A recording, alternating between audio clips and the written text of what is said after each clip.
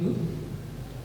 हमने अगले लेक्चरों में देखा था इक्विलिब्रियम। हम 11th साइंस का केमिस्ट्री में इक्विलिब्रियम चैप्टर जो है उसके बारे में बात कर रहे थे। तो आज हम इक्विलिब्रियम में थोड़ा डीप में जाएंगे कि केमिकल इक्विलिब्रियम क्या है। अगले लेक्चर जो है उसमें मैंने इक्विलिब्रियम जो है उसका इंट्रोडक्शन दिया था। उसके बाद का जो लेक्चर है उसमें हमने बताया था इक्विलिब्रियम इन फिजिकल प्रोसेस।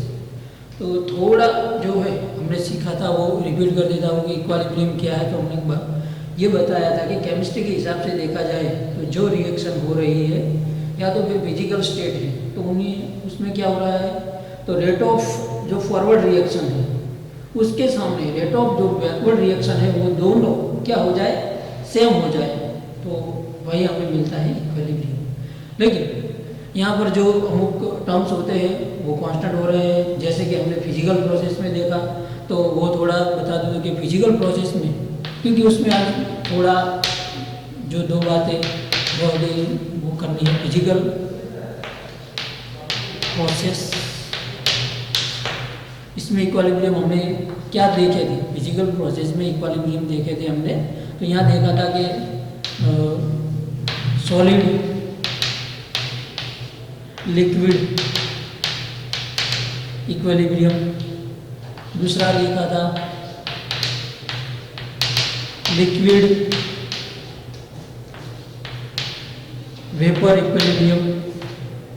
तीसरा देखा था हमने सॉलिड और वेपर इक्विलिब्रियम।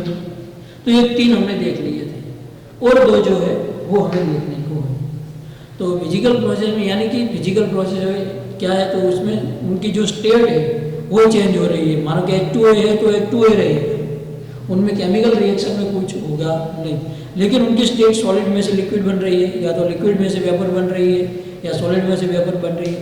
तो बैकवर्ड देखा जाए तो वेपर में से सॉलिड, तो इस तरह से जो है वेपर में से लिक्विड, लिक्विड में से सॉलिड, तो ये दोनों का रेट इक्विलिब्रियम आकर वो इक्विलिब्रियम में होता है।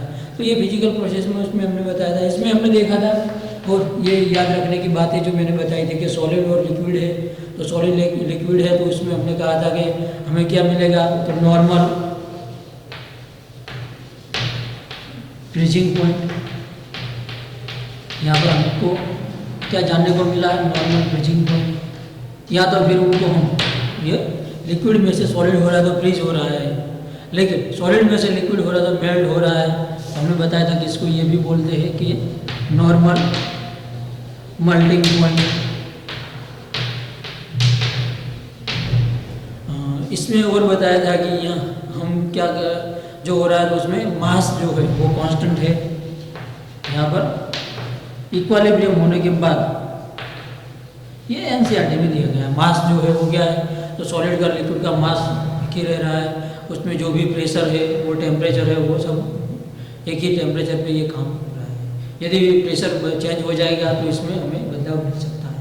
इसमें हमने देखा था लिक्विड वेपर में, तो इसमें हमें नया पॉइंट क्या मिला था, तो इसमें हमें मिला था नॉर्मल बॉइलिंग पॉइंट। यहाँ पर हमने सीखा था नॉर्मल बॉइलिंग पॉइंट।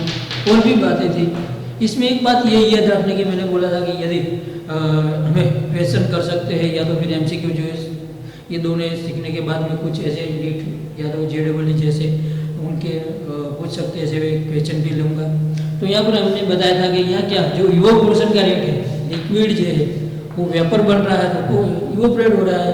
तो यहाँ ये याद रखने का कि इवोपोरेशन रेट जो है वो क्या होता है, इवोपोरेशन रेट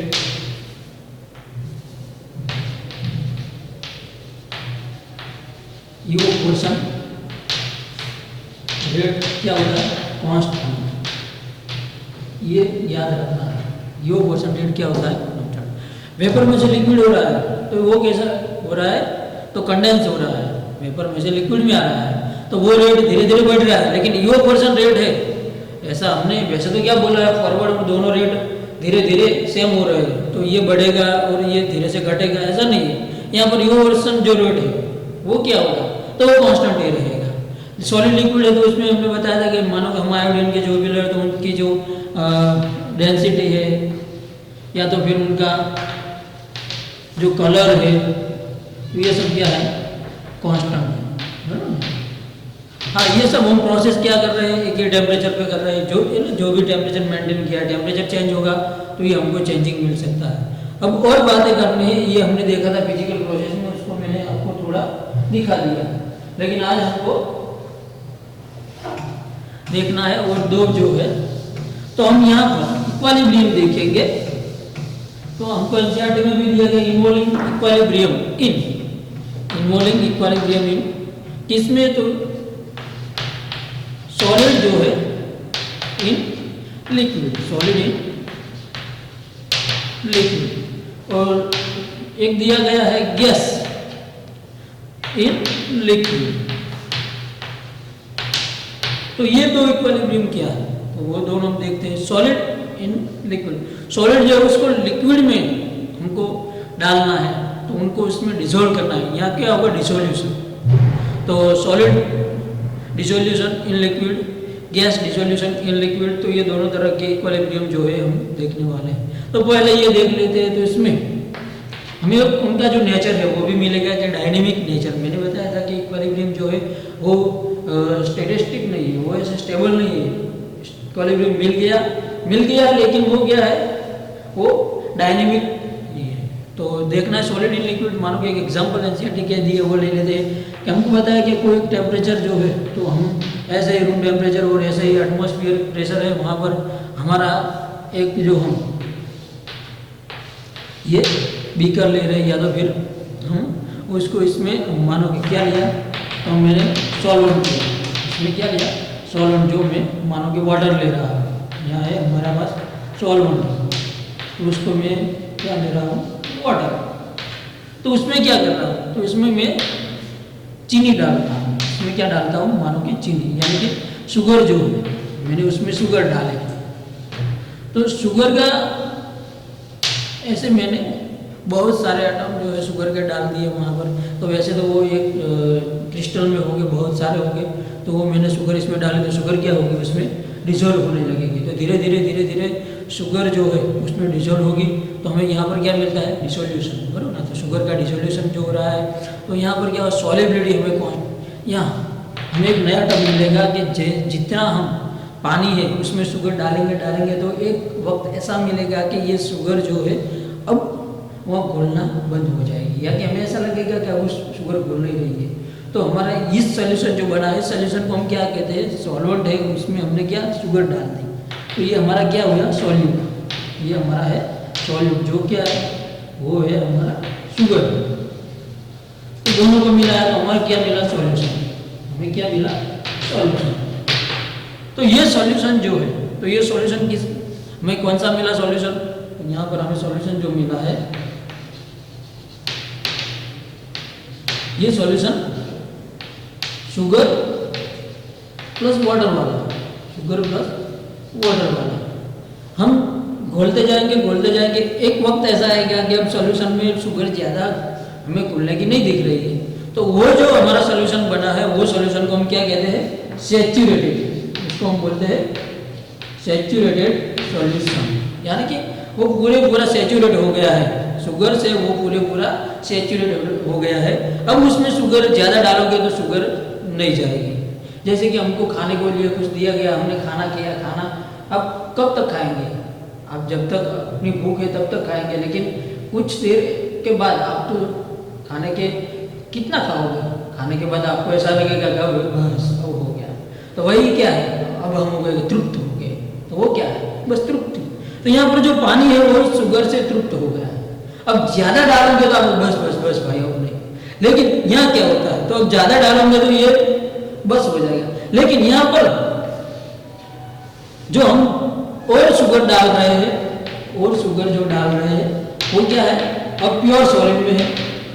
तो सॉल्यूशन जो है वो शुगर के साथ क्या हो जाएगा, इक्विलिब्रियम में। अब ज़्यादा शुगर डालोगे तो वो क्या, इसमें डिसॉल्व तो होगी, लेकिन जो डिसॉल्व हुई है वो शुगर फिर से क्रिस्टलाइन होने लगेगी, और ये क्या हो गया, इक्विलिब्रियम। बस यहाँ पर हमें ये रेट और ये रेट सेम मिल गए, तो दोनों रेट जो यहाँ क्या हो गया, शुगर में से जो सॉल्यूशन बन रहा था वो रेट, और सॉल्यूशन में से फिर से शुगर बन रही है, यानी कि क्रिस्टलाइजेशन हो रहा है, तो दोनों सेम हो गया, ये दो रेट सेम हो गया, हमें इक्विलिब्रियम मिल गया। बस तो ये है क्या, सॉलिड इन लिक्विड, सॉलिड जो है dissolution solid in liquid equilibrium, हम इसको यहाँ डिसोल्यूशन लिख सकते हैं,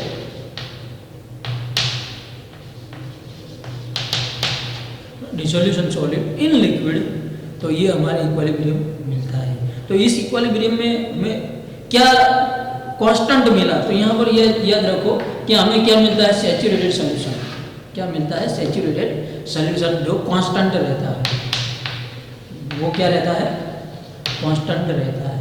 हाँ, एक बात यहाँ पर डायनेमिक नेचर, इस जो प्रैक्टिकल है इसमें डायनेमिक नेचर भी लिया गया। मानो कि मैंने ये शुगर जो ली है, यहाँ पर शुगर में डाल रहा था, तो यहाँ जो शुगर खुली हुई, मानो कि अब ये शुगर मैंने कौन सी ली, तो ये मानो कि क्या है, तो मैंने ली नॉन रेडियो एक्टिव शुगर, ये क्या है, नॉन रेडियो एक्टिव शुगर। तो ये सॉल्यूशन इक्विलिब्रियम में आ गया, तो ये सारी शुगर क्या है, नॉन रेडियो एक्टिव है। हमें इक्विलिब्रियम जो है डायनेमिक नेचर है वो हमें देखना है। तो इस सॉल्यूशन में हमने नॉन रेडियो एक्टिव शुगर जो है वो डाला है, तो वो सॉलिड शुगर और दोनों क्या आ गए, इक्विलिब्रियम में आ गए। तो यहाँ पर हमने जो यहाँ पर जो ऐसे ऐसे एटम जो है वो सब यहाँ पर रखे गए, तो उसका जो क्रिस्टल है वो क्रिस्टल कैसा होगा, तो वो थोड़ा सा टूट गया होगा, वो हमें ऐसा दिखाई देगा। जो क्रिस्टल है, मानो कि मैं ऐसे बता रहा हूँ, ये प्योर था, उसके साथ पानी के जो एटम है वो उसकी सरफेस पे रिएक्शन करेंगे, तो ये क्या हो जाएगा, ऐसा थोड़ा हो जाएगा। तो ये क्या हुआ, नॉन रेडियो एक्टिव शुगर ऐसे है। अभी मानो कि यहाँ से यहाँ और यहाँ से यहाँ जाने का जो रेट है वो कांस्टेंट हो गया, लेकिन जाने का काम तो यहाँ पर जा भी रहे हैं और वापस आ भी रहे हैं, ये बताया। ये हमें चेक करना है, तो कैसे करना, मानो कि ये हम प्रैक्टिकल जो किया नॉन रेडियो एक्टिव शुगर लिया, अब मानो कि हमें पता नहीं है कि ये जा रहा है या नहीं आ रहा है, तो हमने क्या किया, इसमें रेडियो एक्टिव शुगर डाल दी। ये जो इक्विलिब्रियम मिल गया है, उसके बाद हमने क्या किया, जो शुगर डाली है वो क्या रखी, अब रेडियो एक्टिव शुगर डालता हूं मैं। अब जो ये इक्विलिब्रियम तो यहाँ पर है, यहाँ पर इक्विलिब्रियम तो है, रेडियो एक्टिव शुगर जो डाली है, यदि ये जाने का रेट और आने का रेट ना होता, ऐसे स्टेबल होता, तो हमने जो ये शुगर डाली है वो वैसे ही वहां पर पानी में रहेगी।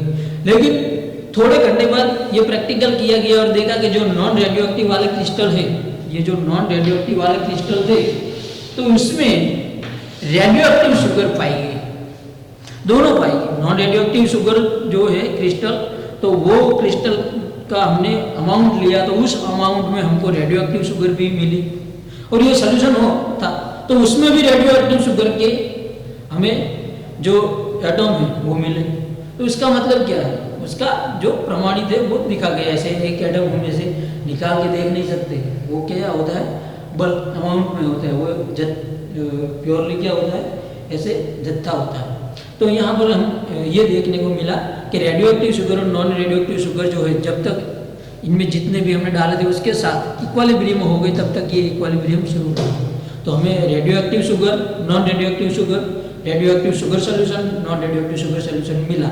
यानी कि ये जो प्रैक्टिकल में हमें हुआ कि ये डायनेमिक नेचर है, तो इसमें ये डायनेमिक नेचर भी यहाँ पर चेक किया गया।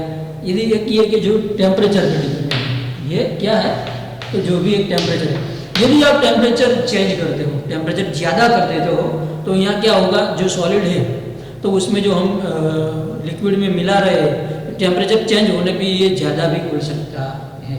यदि टेम्परेचर कम होता है तो कम भी घुल सकता है। जैसे कि आप वही देख सकते हो कि हमने पानी लिया, तो कोल्ड वाटर है, उसमें हम चीनी डालते हो, लेकिन जो हॉट वाटर में चीनी डालेगी तो क्या होगा, ज़्यादा डिजोल्व होगी। इसका मतलब क्या है, तो हमने टेम्परेचर चेंज किया है, तो चेंज टेम्परेचर पे भी हमें ये बदलाव मिल सकता है। अब हमारा लास्ट एक है गैस इन लिक्विड, तो ये हमने देखा। अब डिसोल्यूशन गैस, गैस को हम पानी में डिसोल्व करेंगे, तो पानी को डिसोल्व करके देखते हैं। तो ये तो जो हमने हमारी रूटीन लाइफ है उसमें भी देखा है। हमारे ये एग्जाम्पल आप जैसे आपने इस एग्जाम्पल जो है देखे तो है, लेकिन आपने अपने साथ भी लिए हैं, आप उसके लिए एक मजे भी लेते हो, बराबर ना। तो इसका एग्जाम्पल देखा जाए तो डर के आगे जीत है, आप एडवर्टाइज देखते हैं तो क्या है, माउंटेन ड्यू, बराबर ना। तो इसमें क्या है, जो हमारे कोका कोला है, पेप्सी है वगैरह है, तो उसमें क्या है, वो CO2 गैस है, वो डिसोल्व किया गया है।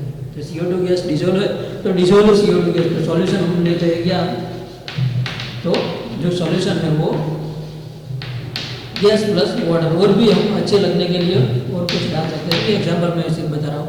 तो इसमें क्या होता है, हमने ऐसा एक कंटेनर लिया, तो उसमें क्या है, तो उसमें हमने क्या लिया, हमारा सॉल्वेंट, जो वाटर क्या है, ये हमारा सॉल्वेंट, मानो कि वाटर, ऐसे एग्जाम्पल के लिए हमें समझना है। अब क्या किया, तो यहाँ पर हमने क्या रखा, ऐसे भी कम रखा, तो ये क्या है, CO2 गैस, यहाँ पर क्या है, CO2 गैस है।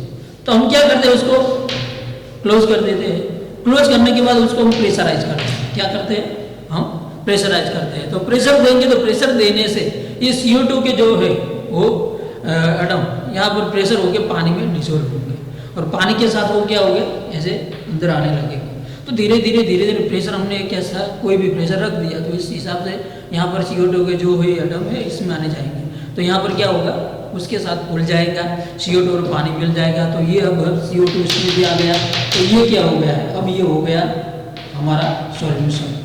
ये क्या हो गया, सॉल्यूशन। तो वाटर प्लस क्या आ गया, CO2, ये सॉल्यूशन है। कुछ देर ऐसी होगी कि उसमें ये CO2 घुलेगा घुलेगा घुलेगा, लेकिन एक टर्म से ऐसा आएगा कि अब CO2 जो है वो घुलने के साथ साथ वो ऊपर भी जा रहा है वापस। तो बस अब वापस जाना रहा है, अंदर आ रहा है, वापस जा रहा है। तो जो आने का रेट था उसके सामने जाने का रेट कम होगा, लेकिन धीरे धीरे ये क्या होगी, स्थिति स्टेबल हो जाएंगी, और जो जाने का रेट है और आने का रेट है क्या हो जाएगा, सेम। और ये हमें क्या मिल गया, इक्विलिब्रियम। ये हमें क्या मिल गया, इक्विलिब्रियम। तो हमें यहाँ पर क्या मिल गया, इक्विलिब्रियम। तो ये सोल्यूशन जो है उसके साथ हमारा जो गैस है, या तो मैं हमें लक्ष्य ऐसे ही गैस, जो गैस फॉर्म में है, तो वो क्या हुआ, सॉल्यूशन और गैस का हमें क्या मिल गया, इक्विलिब्रियम। बस तो ये है। हाँ, पर यहाँ पर वर्क किसने किया, तो प्रेशर ने। यहाँ टेम्परेचर भी डिपेंडेंट है, टेम्परेचर जो एक ही रखेंगे टेम्परेचर चेंज होगा। तो यहाँ पर जो गैस की सोल्यूशन में, अरे गैस जो है वो लिक्विड में घुल रहा है, वो क्या होगा, तो टेम्परेचर बढ़ने में ये क्या होता है, घटता है। यानी कि टेम्परेचर जैसे जैसे हम इंक्रीज करेंगे तो गैस जो है वो डिक्रीज होगा। क्यों, ये सॉलिड के हिसाब से यहाँ पर डिफरेंट है। या हम प्रेशर ज़्यादा देंगे तो प्रेशर के हिसाब से ये क्या होगा, ज़्यादा खुलेगा। यानी कि जो हमारा प्रेशर है, बराबर नहीं, तो हम CO2 का जो भी प्रेशर हम बना रहे हैं, तो ये जो भी हम प्रेशर लगा रहे हैं वो अमाउंट जो है हमारी, तो ये 100 लो, बराबर नहीं, जितनी अमाउंट है उसमें जितना प्रेशर उसमें उतनी अमाउंट ज़्यादा मिक्स होगी। तो ये क्या है, उसके प्रोपोर्शनल है। हमारा प्रेशर ऑफ CO2 जो है वो अमाउंट ऑफ हमारा जो सॉल्वेंट है उसके प्रोपोर्शनलिटी में ये हेनरिच लॉ है, 12th साइंस में आप इसको सॉल्यूशन में पढ़ेंगे। तो ये CO2 जो है, तो उसको यहाँ पर प्रेशर दे रहे हैं, तो यहाँ पर ज़्यादा वो क्या होगा, घुलेगा।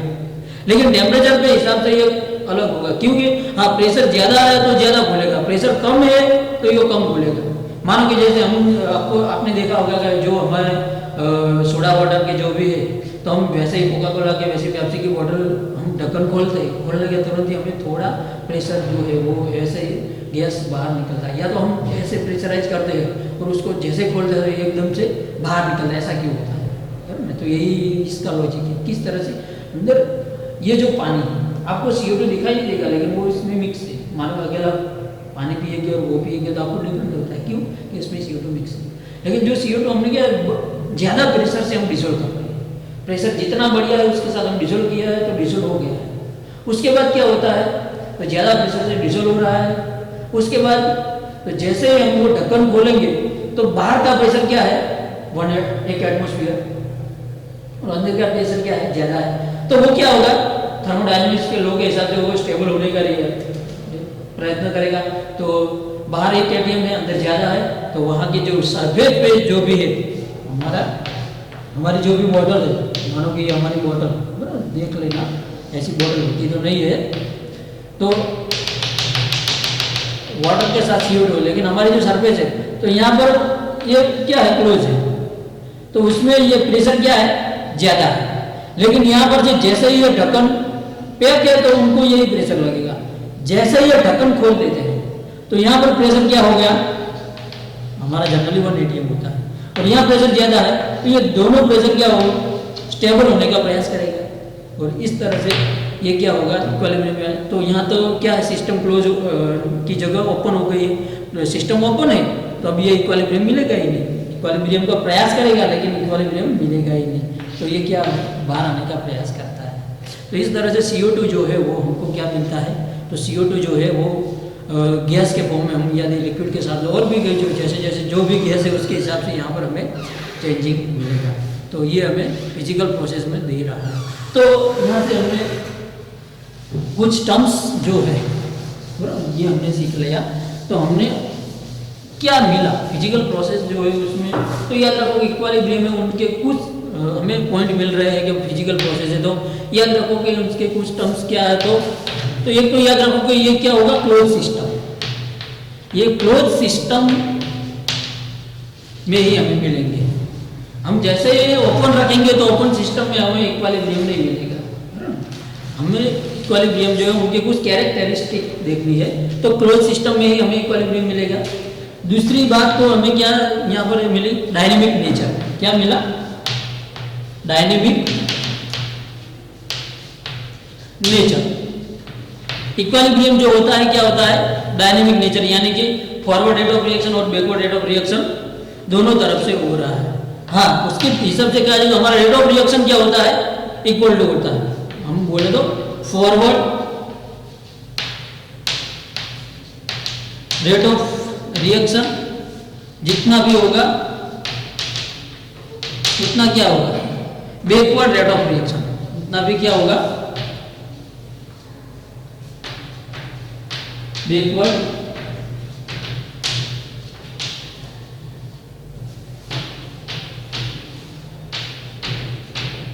फॉरवर्ड रेट ऑफ रिएक्शन जितना होगा उतना क्या होगा, बैकवर्ड रेट ऑफ रिएक्शन। और ये इक्विलिब्रियम क्या होगा, डायनेमिक नेचर। और क्या बात हमें मिलती है, तो ये प्रोसेस जो हो रही है वो अपने आप यानी कि स्पॉन्टेनियस, बराबर ना, ये स्पॉन्टेनियस होगा क्योंकि ये अपने आप ही इक्विलिब्रियम ले रहा है। यहाँ पर इक्विलिब्रियम जो मिलेगा अपने आप ही मिलेगा, यानी कि ये इक्विलिब्रियम स्पॉन्टेनियस है। और यहाँ और मेजरेबल प्रॉपर्टी और मेजरेबल प्रॉपर्टीज क्या होगी, constant. All measurable properties are constant. ये कौन सी, तो मानो कि मेजरेबल प्रॉपर्टी हमारी क्या है, तो कंसंट्रेशन, क्या है कंसंट्रेशन, तो वो क्या होगा, कांस्टेंट। प्रेशर क्या होगा, कांस्टेंट। डेंसिटी क्या होगा, कांस्टेंट। Temperature constant. तो यह सब मेजरेबल जो भी प्रॉपर्टी है, कलर क्या होगा, कांस्टेंट। इक्विलिब्रियम जब हमें मिल जाएगा तो ऐसी जो भी मेजरेबल प्रॉपर्टी है क्या हो जाएगी, कांस्टेंट हो जाएगी। Pressure constant. ये कोई चेंज होता है तो मानो कि इक्विलिब्रियम नहीं है, कोई चेंज हो रहा है तो इक्विलिब्रियम, जब भी इक्विलिब्रियम मिल जाएगा तो क्या हो जाएगा, कांस्टेंट। तो इस तरह से ये क्लोज सिस्टम में हमारी प्रोसेस सब होती है। ये क्लोज नहीं रखेंगे तो हमारा जो मानो कि ये पोर्शन हो रहा है, क्लोज नहीं है तो ये पोर्शन होता ही रहेगा, कंडेंस होगा ही नहीं। तो इसलिए क्लोज सिस्टम में हमें इक्विलिब्रियम मिलता है। डायनेमिक नेचर होता है, रेट ऑफ फॉरवर्ड रिएक्शन और रेट ऑफ बैकवर्ड रिएक्शन क्या होता है, इक्वल टू होता है, यानी कि दोनों साइड से, इधर साइड जो है तो दोनों तरफ से हमें इक्विलिब्रियम मिलता है। इसका एग्जांपल देख जाए तो N2 प्लस 3H2 गैस, और क्या मिलता है, अमोनिया 2NH3। तो ये सब क्या है, गैस फॉर्म में है। तो यहाँ से हम इक्विलिब्रियम देखेंगे तो अमोनिया का क्या हो रहा है, प्रोड्यूस हो रहा है और इक्विलिब्रियम मिल गया। इस तरह से आप देखेंगे अमोनिया जो है उसका हम क्या करते हैं, तो उसका हम डिस्ट्रोएशन करते हैं। तो अमोनिया में से हम N2 गैस और H2 गैस बना रहे हैं। तो जब ये इक्विलिब्रियम मिलेगा तो उसी टाइम पे इस तरह से मिलेगा। हाँ, उसकी कंडीशन है जो है वो आप चेंज करें तो इक्विलिब्रियम में आपको चेंजिंग मिल सकता है। मानो कि टेम्परेचर चेंज करो, प्रेशर चेंज करो, तो ये जो भी बातें है तो उसके तरफ से। लेकिन जब भी इक्विलिब्रियम मिलेगा, याद रखो, जब भी हमें इक्विलिब्रियम मिलेगा तो हमारा कंसंट्रेशन है वो कांस्टेंट हो जाएगा।